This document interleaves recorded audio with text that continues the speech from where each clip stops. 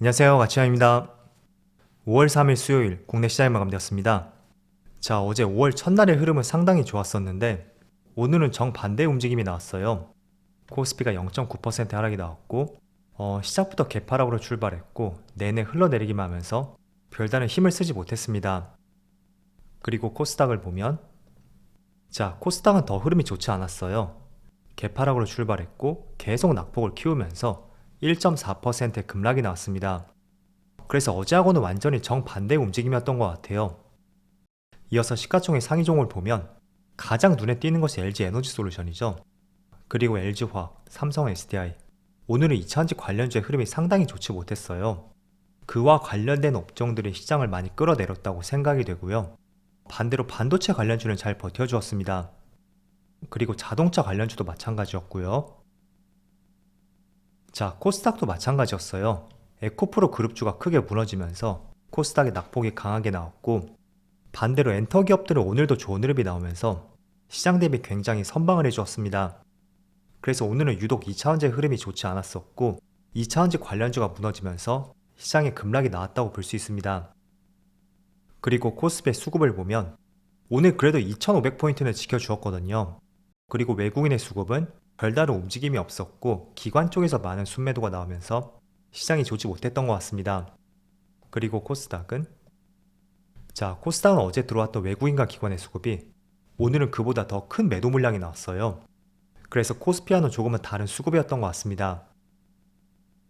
하지만 삼성전자의 수급을 보면 오늘 비록 거래량은 조금 줄었어도 여전히 외국인의 순매수가 이어지고 있고 그리고 하이닉스도 마찬가지로 오늘 거래량이 조금 줄었지만 3거래 연속으로 기관과 외국인의 순매수가 이어지고 있습니다.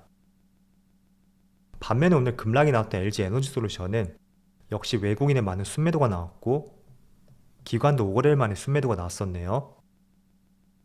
그리고 에코프로는 오늘도 외국인의 많은 순매도가 나왔고 기관도 같이 많은 매도 물량이 나왔습니다. 이어서 주체별 매매 동향에 대해서 살펴보도록 하겠습니다. 5월 3일 외국인이 가장 많이 매수한 종목은 삼성전자, LNF, 카카오뱅크, 하이브, 현대차 각각 이런 종목들을 매수했고 그리고 기관은 DB하이텍, SK하이테크놀로지, NC소프트, 카카오뱅크 많은 매수 물량은 아니었지만 이런 종목들을 매수했었네요. 이어서 해외 증시를 보면 어제 미국 증시가 조금은 크게 빠졌었죠. 나스닥이 1.1% 하락이 나왔고 정말 12,230포인트 여기를 돌파하기가 정말 쉽지가 않은 것 같아요.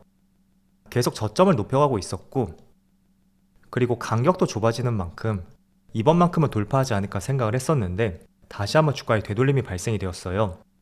하지만 여전히 저점을 높여가고 있는 만큼 분명히 다시 도전을 할 거니까 이번 주에 남은 흐름을 다시 한번 참조해보고요. 그리고 S&P 500을 보면 이것도 마찬가지로 1.16% 하락과 함께 지금 쌍봉을 만들고 한 차례 다시 조정이 들어왔습니다. 다우지수도 1% 하락이 나왔네요. 그래서인지 오늘 국내 시장도 그렇게 흐름이 좋지 않은 것 같고 그리고 일본 니케이를 보면 니케이는 오늘 5월 3일 휴장이더라고요. 또 대만은 0.5% 하락이 나오고 있고 중국도 마찬가지로 오늘 휴장입니다.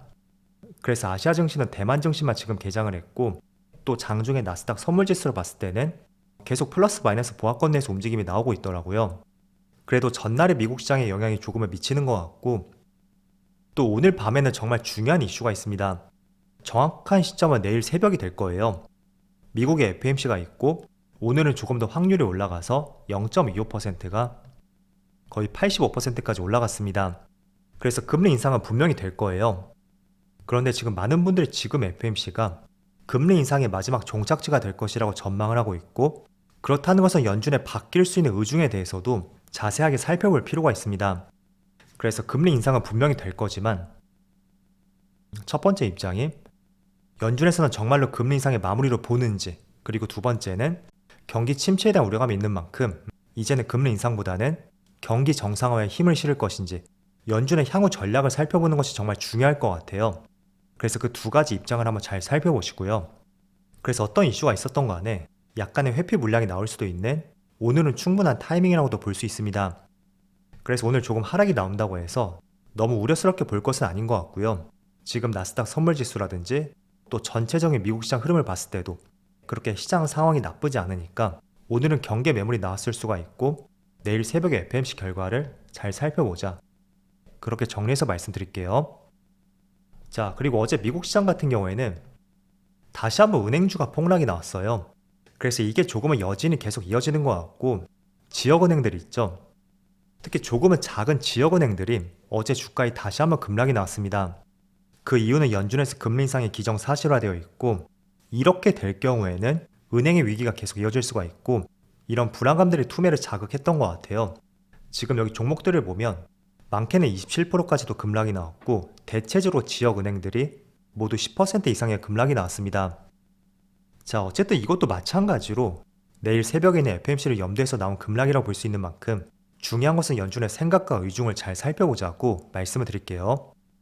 자, 그리고 오늘 시장 같은 경우에는 어제도 제가 한 차례 말씀을 드렸던 내용인데 페라이트 관련주가 정말 강세 흐름이 나왔어요.